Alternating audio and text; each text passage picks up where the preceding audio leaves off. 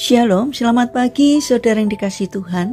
Kiranya berkat, damai sejahtera dan sukacita dari Tuhan Yesus Kristus senantiasa menyertai saudara sekalian. Sebelum kita mendengarkan firman Tuhan dan renungan, mari kita berdoa. Tuhan Allah Bapa yang baik, kami sungguh bersyukur atas kebaikan dan kemurahan-Mu, karena Engkau Tuhan yang selalu melindungi, menolong dan menopang kami. Terima kasih atas setiap kemurahan-Mu, ya Tuhan. Jika sebentar kami akan mendengarkan firman-Mu, urapilah kami dengan Roh Kudus-Mu, agar kami bisa mengerti dan memahami apa yang Tuhan sampaikan kepada kami. Agar karakter kami semakin hari semakin bertumbuh menjadi lebih baik, sehingga semakin berkenan di hati-Mu. Terima kasih Tuhan, di dalam nama Tuhan Yesus Kristus kami berdoa. Amin. Saudara yang dikasihi Tuhan, tema renungan pada pagi hari ini adalah di balik taat ada kejutan. Bacaan diambil dari kitab Yakobus pasal 5 ayat yang ke-16. Demikian sabda Tuhan.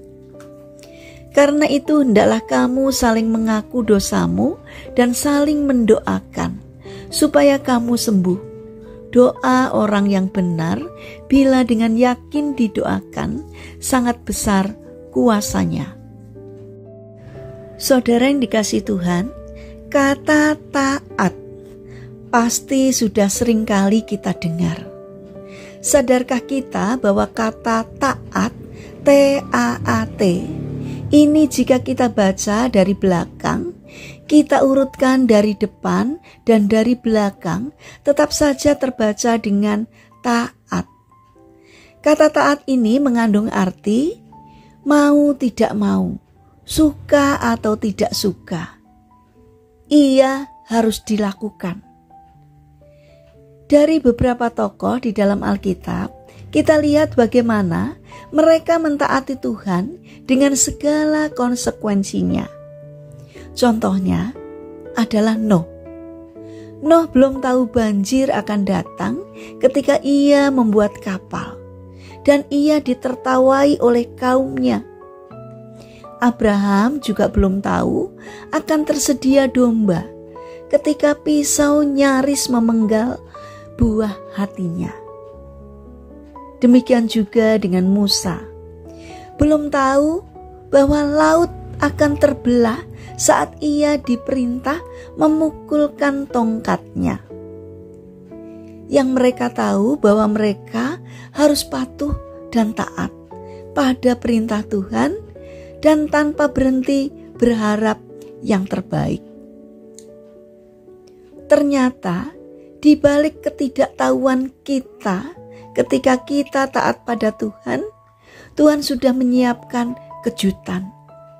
Biasanya tangan Tuhan bekerja di detik-detik terakhir usaha kita. Kita hanya melakukan apa yang menjadi bagian kita, dan Tuhan akan mengerjakan bagiannya. Saudara yang terkasih, Abraham dan Ayub adalah pengusaha yang sangat sukses di zamannya. Keberhasilan mereka di dalam bisnis tidak lepas dari kehidupan doa. Begitu juga dengan Daniel. Ia dikenal sebagai pejabat yang mempunyai kedudukan tinggi di beberapa masa pemerintahan yang berbeda. Apa rahasia keberhasilannya? Daniel berdoa 3 kali sehari kepada Tuhan. Demikian juga dengan Daud. Raja yang sering disebut namanya dalam Alkitab juga dikenal kedekatannya dengan Tuhan melalui doa dan puji-pujiannya. Kemudian keberhasilan Samuel menjadi pemimpin rohani Israel karena doa-doanya kepada Tuhan. Saudara yang dikasihi Tuhan, modal, pengalaman dan koneksi memang merupakan faktor penentu keberhasilan. Namun di atas semuanya itu, jangan pernah melupakan untuk berdoa. Kekuatan doa sungguh luar biasa. Cobalah untuk mengawali setiap pekerjaan kita di dalam doa. Lalu lihatlah perbedaannya. Studi, bisnis, ataupun karir yang ditopang oleh doa dapat memberi hasil yang jauh lebih baik. Saat kita berdoa, sebenarnya kita sedang mendatangkan kuasa dan kemurahan Tuhan untuk bekerja dalam kehidupan kita. Jika Tuhan perintahkan kita untuk berdoa, taatilah. Jadikanlah ini gaya hidup kita. Doa mendatangkan mujizat, doa mendatangkan berkat, dan doa mendatangkan kuasa dan pernyataan Tuhan. Jadikanlah doa sebagai kebiasaan kita sehari-hari. Kita adalah manusia biasa, tapi kita punya Tuhan yang luar biasa, yang sanggup dan suka membuat banyak hal yang menakjubkan melalui doa-doa kita. Saudara yang terkasih, mungkin saat ini kita tidak mengerti mengapa ada banyak hal yang Tuhan izinkan terjadi dalam kehidupan kita. Dan itu mungkin sangat menyesakkan hati kita. Tapi bagaimanapun, taat dan percaya kepada Tuhan itu adalah hal yang terbaik, karena Tuhan tahu yang terbaik untuk kita.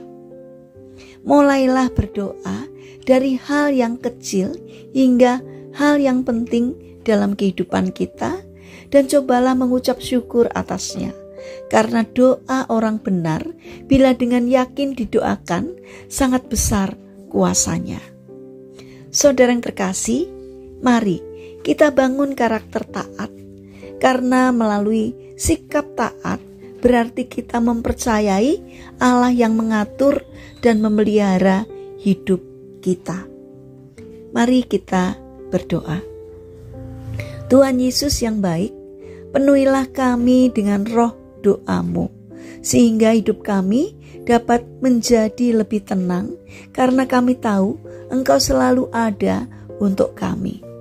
Kami berdoa untuk mereka yang mengalami duka cita, kiranya Tuhan memberikan kekuatan dan penghiburan, berikan semangat agar mereka bangkit kembali di dalam menjalani kehidupan ini. Kami berdoa untuk mereka yang sakit, kiranya Tuhan menjamah dan menyembuhkannya. Untuk mereka yang frustasi, yang hilang semangat, kiranya Tuhan menolong agar mereka bangkit dan bersemangat kembali.